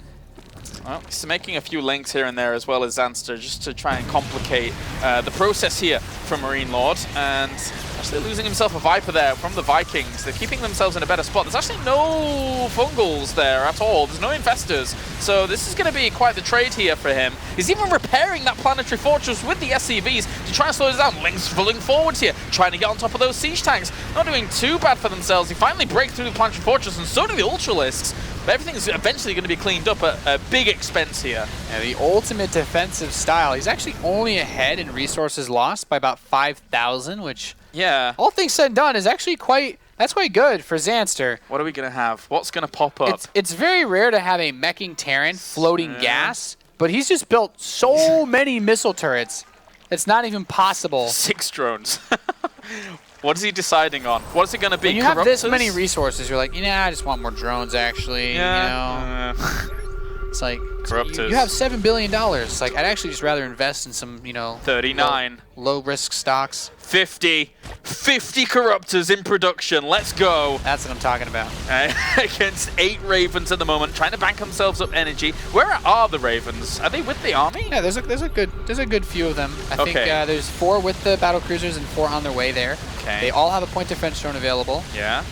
Although 50 Corruptors, they're going to chew through that pretty quickly. Yeah, I guess God. at this point, MarineLorD, Scans. if you see this as a MarineLorD, just pull all your air forces back and just move forward with your mech army, because now there's nothing that can actually... there's nothing that can kill your ground army. There are 4 infestors. What's his... Yeah, is it only 4 infestors and Corruptors? 3 Zerglings. Is that all it is? Yeah, but the thing Wow. is, like, this is like the ultimate catch-22, because 3 Broodlords, okay, whatever. To build enough slow. Broodlords to win this game, he has to reduce his corruptor count to a point where he actually can't beat the battlecruisers anymore. So he's like, Oh, dear. he's stuck. Like, Yeah. 3 Broodlords, okay, fierce, intimidating, but not going to kill everything that's on the map Yeah. right now. Pretty slow about it, that's for sure. Pretty slow about it. We're seeing this small force up towards the top here. MarineLorD knows exactly the position he's in at the moment. He's dropped scans across the entire map. He's seen his opponent's army. He is going to be able to bust down some of these locations, which are mining at the moment. Yeah, this is, I imagine, like, Uh-oh. it's like I feel like an artist being able to just sit and watch Picasso work. This is really something else. And they're really clumping up at the moment. He pulls some of those in, but the fungal growths are going to go down. PDDs have been thrown down as well here to try and soak up some of the shots. And there's some of the Seeker missiles actually landing in towards this. But a lot of these Corruptors aren't dead just yet. Needs to throw in some more for sure. Yeah, there's about 26 of them Separating left. off. The battle cruisers Oof. have all been destroyed. There are still 3 Broodlords with this army. The Ravens are slowly being pushed back. He's baiting him into the missile turrets. Yeah. And still has quite the bank though. 28 Mutalisks on the way here. That is a phenomenal choice, because there is no way he's going to be able to set himself up against this. Throws in some Seeker missiles once again on towards it, but it was a Broodlord. I think he needs to kill with the Corruptors or something. Zanster's way of dealing with this was perfect. I think MarineLorD, really, that was not an important position for him to defend, in all honesty. He's about to see those Mutalisks. They're about to clean up this small, or at least just fly across them, and those siege tanks are going to be going home with a very, very sad story to tell very soon, because right now MarineLorD doesn't have much to his name at all. No, I think Zanster's actually going to win this match. If MarineLorD just, with 4,000 gas in the bank, if he just threw away 3/4 of his SCVs, he could have had 10, 15 more Ravens, and then just mass point defense drone or Seeker missile. I think he cleans that fight up easy and wins this game, but... there weren't enough Seekers going on towards the Corruptors, it's 100% for sure. It's very, very difficult now for him to actually try and clean up this Mutalisk army that's going to be so intimidating. And this might sound pretty messed up, but I think if he had more missile turrets there, it actually would have been able to make the difference. Well, they're going to go to work now here against some of these Mutalisks. He doesn't even care at this point. He still has 5k in the bank. See, if he had fought here with his battle cruisers, where he has all these missile turrets, it would have been impossible for him to push in with Air Force. And I'd offer that right now, this is actually still a pretty bad spot for Zanster to push in. But 10 Ultralisks, there is nothing to answer for 10 Ultralisks coming in. Oh, Zanster's tech switches this game have been brilliant at the moment. He still has better income. He still has that bottom right-hand corner of the map. I still can't believe there's 60 missile turrets on the map. Yeah, and a lot of them were in the main and not really doing a whole lot. They were denying drops and things like that, and well, it's not really happened. Yeah, that's actually really crazy when you don't have enough minerals to build Ravens. That's something else. Now he's building 7 of them at once. Needs those out. Really needs those out now. But then it comes back to your point before. There's 10 Ultralisks on the way. Unless he's got a huge amount of Ravens with Seeker missiles focusing on those, not the Mutalisks. He drops the scan and saw them just now. Zanster's played this brilliantly because he's max. He still has a lot of money left. But MarineLorD, I think, survived that Mutaswitch, because I was mostly worried that the Mutaswitch would somehow get onto what army forces he had left.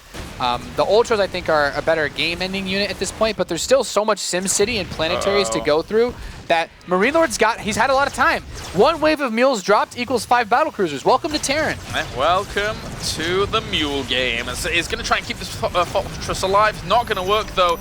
Seekers get thrown down, but they're underneath this army. Desperate times call for desperate measures, Kalaris. Yeah, these Thors aren't going to be able to hold on at all against this Ultra Wave that's powered on in here. Zanster's maxed out at the moment. MarineLorD is down significantly in supply. His army, not so much, but he just doesn't really have the economy.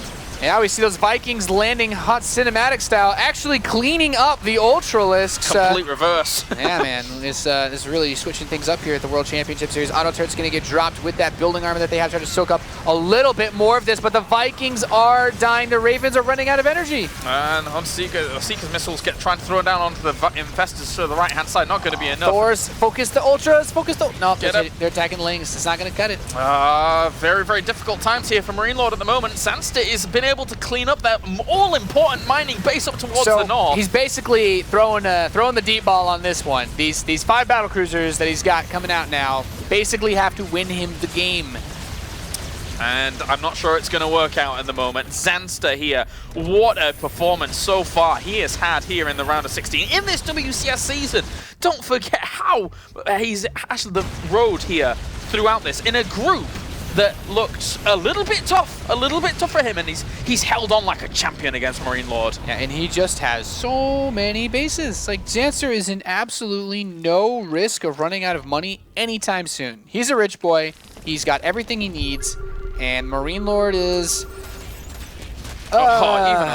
even a Ling. Mules can't kill it. They can't attack it. That's I mean, so it's sad. like, okay, you have enough mules to do this drop, but now you actually don't have any gas income because you need bases for that. Yeah. This is really tough here, and still the bank consists of 3,000 gas here What for a game. Zanster. So well played out. The creep spread has been meticulous. It's been keeping him movable all over the map. He's been able to tech switch like a beast, and these Ultralisks continue to be beasts through now towards the natural. Yeah, I mean, if he had spent the gas into the Ravens earlier and he had this many Ravens in that initial fight instead of SCVs, I'm pretty sure that MarineLorD had the perfect army composition. But the whole reason why you play this composition is because you can throw away SCVs and get 180 army supply. And by not doing that, he basically avoided the best part about playing this style, and that is being able to play without any economy, rely just on mules and a handful of SCVs.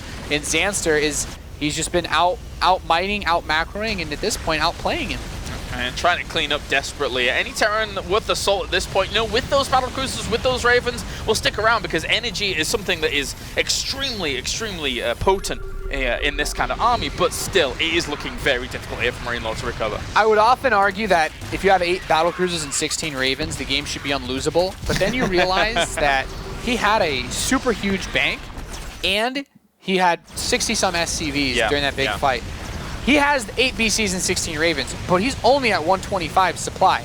Like, if he's able to just drop mules and have those 11 SCVs mine gas, the fungal. with how many orbitals, this game still could have been doable. And he'll try and break down these as much as possible. Every single bit of damage he does here with Infestors is brilliant because there's not that much money from MarineLorD to even repair those Ravens at this point. Yeah, it's all about cost effectiveness, I guess, in this scenario. But I still feel like the money should be there for Zanster to knock this down. Like, MarineLorD has the ultimate army composition. I actually don't like these auto turrets. They're a bit flippant. He needs point defense drone. He needs it. Yeah, he's you not, need the energy. He's not going to win this game if Zanster gets these 28 Corruptors out and attacks this army without there being like at least 10 point defense drones. And it doesn't look like there's more than 2, maybe 3 at this point.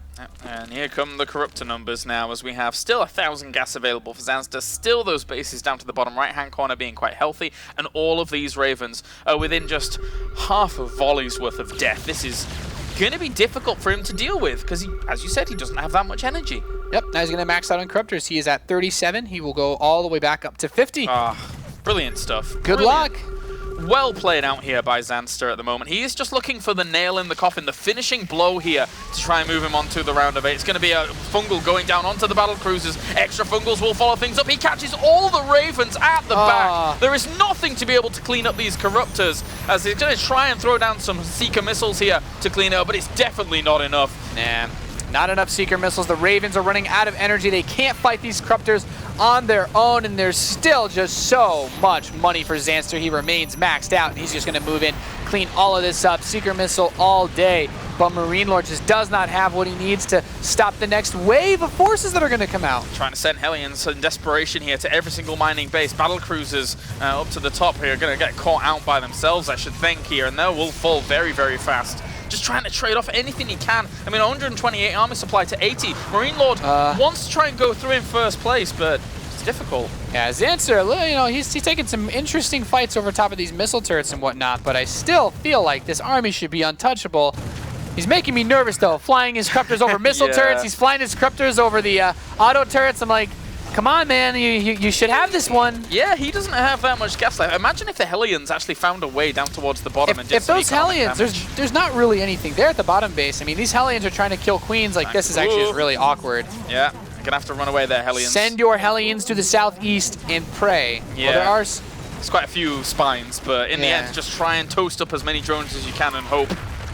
Because he doesn't really have much more hope than that. actually, there are a bunch. He added on so many more spine crawlers. I really don't think that MarineLorD can do this anymore, geez. but he's putting up his dukes. He's trying real hard. Yeah, he's going to try and continue on against this. Just has to run away now from the Corruptors here as they will get themselves small pickings. Really good separation. Can you please just clump all your Corruptors up on top of each other and then also move them on top of your Ultras and Infestors? Please, pretty Like cool. that might help, but even then I'm still not sure. Still 6 Hellions in production. Now he tries to find his way down here. Hellbats is actually not a bad choice to clean up all these spines. And will be able to try and deal with these locations. He's desperately clinging on. And then Big Daddy Ultralisk shows up. Oh yeah, Party's over. he'll deal with you. Party's over. You're grounded. Go home. Go home, Hellbats. There's nothing left for you here. And Zanster remains maxed out. MarineLorD has just been slowly chipped away at. It's a magical thing to think about what the Ravens have done to prolong this game for the last 10 minutes. Yeah. And then you think about what they could have done if they existed 15 minutes ago before MarineLorD lost this game. Yeah, and it's going to try and kill off a few Infestors towards the middle. At least he'll deny some Fungals from actually being able to hit stuff, but when you see 6 Hellions being able to try and defend against those, there you go. GG, well played. Zanster is able to make the top 8 here in the World Championship Series. The most outstanding performance of his career so far. Great job toppling the Mech Terran player.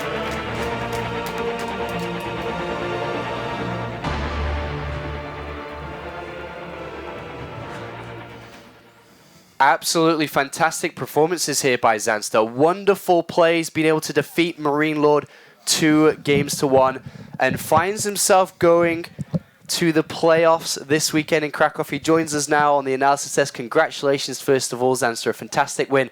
Adrenaline pumping again? Yeah, it's pumping again. Just like the round of 32. While it's still fresh in your mind, let's jump right into that one. What a long and very, very difficult game for you, but you came out on top. Talk to us about your thoughts throughout that last map there. I was kind of worried when he got his 5th base established, because usually on most maps you can trade with your Ultras before that, so I took some bad trades after that, but in practice I win a lot against Turtle Mech, so I'm glad I got to show it here. I mean, were you confident knowing that MarineLorD is that type of player to bring mech in a series like this against you? I mean, we talked about it on the desk a little bit, that is more than likely going to happen. Were you expecting the same and therefore a little bit comfortable in that regard? Yeah, I knew he would make for sure. I was a bit worried about like Hellbat all-ins and Mind Drops and stuff, because that's usually what I lose to in practice, but he played very passive, so it worked out for me. Jeff? What about that moment where I think you had just lost your Ultralisk army, you had that 5th base, you made 3 drones, then 6, 2 Vipers, then there's a long pause. Were you considering then, or what was going through your mind at that time? I didn't know if I should make Ultras or Corruptors at that point. Like, if it turtles super hard and I go Corruptor, I think it's kind of bad for me, but if it turtles super hard and I go Ultras, it's also kind of bad for me. So I just went with the Corruptors. Well, I really like that moment, because I think there's a lot of Zergs that get to that point in time in the matchup, and they're just like, well, I can't do anything. But it looked like you kind of fought through it, and you knew about the trade game, which I thought was really cool. That's a big part of the reason why I felt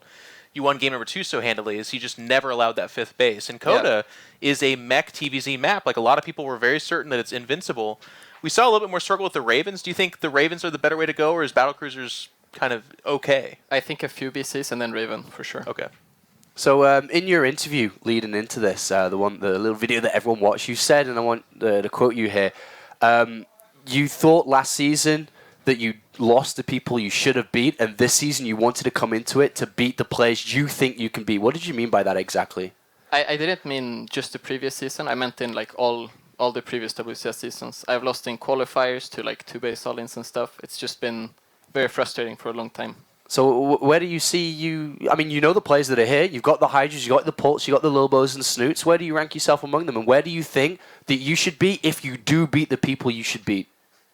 It's very hard to tell because practice is different from tournaments. But usually I do very well against most Zergs and Terrans in Europe in practice. So Protoss is Yeah, a difficult area for you. basically, yeah. I mean, let me take this approach for you. Both series today, you lose the first map, you turn it around and win 2-1 against Mana, who's of course fighting to play in front of his fans, and then MarineLorD, who was confident to win the group. How do you keep calm and turn a series around like that and not let nerves creep in and affect your game? That happens almost in every Swedish tournament. Like, I'm one map from losing the series, like all 4 series in a row. So yeah. He's got a lot of experience with it, I guess. turning these series around. Let's talk about the finals, and you've made the playoffs. It's your first Premier League. I feel like we're doing the same interview we did in the round of 32. It's your first round of 32. You've made the round of 16, but you've gone through to the quarterfinals. This is huge. This is absolutely fantastic for you. Yeah. I mean, did you expect to be able to advance from today's group to play in the playoffs? Or? Yeah, I thought I had a good chance. Like, I was the second favorite in my head. I thought MarineLorD was the favorite. And are you going to be nervous on the stage in front of all these people? It's a big stage, probably the biggest stage you've played on now. Sometimes I'm nervous in the first game, but then I usually calm down. All right. Doesn't strike me as a very nervous guy. Well, really? You seem pretty calm the whole way, man. Yeah, usually. Yeah. All right. Thank you very much, Zanster, for coming up here. Is our first place finisher from Group E. Let's take from Group A. Sorry. Let's take a look at the bracket here, as we have confirmed 100%. Zanster goes through in first place, knocking MarineLorD down to the decider match, which leaves Mana and Elfie to fight. And remember, the way that we're doing this for the season finals is the next couple of games do not get played until Thursday. Welcome back to the desk here, Pig. We will be doing all groups decider and elimination matches on Thursday, which leads us to get ready for Group B. But before we get into Group B, boys... Well, I just want to even touch on that. Yeah. I actually, from like the production level for fans, that's a really cool format, because for us it means, okay, it's like we'll come back to those players and see, they're going to revisit their life in this tournament.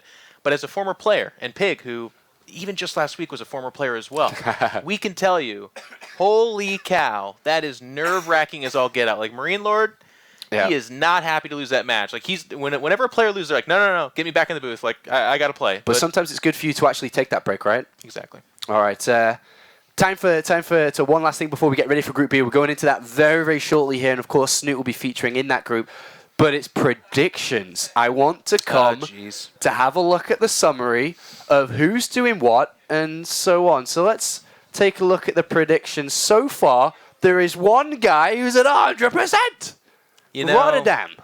It just kind of goes to show that in StarCraft and in life, you don't even have to know that much to be successful. Like eventually, the numbers and the stars, they all align. And look at Rotterdam. Look at where he is. And right behind him, nipping at his heels, is Kalaris, who is a long time. Many people call him the historian of StarCraft. He's one of those guys that's just a knowledge base.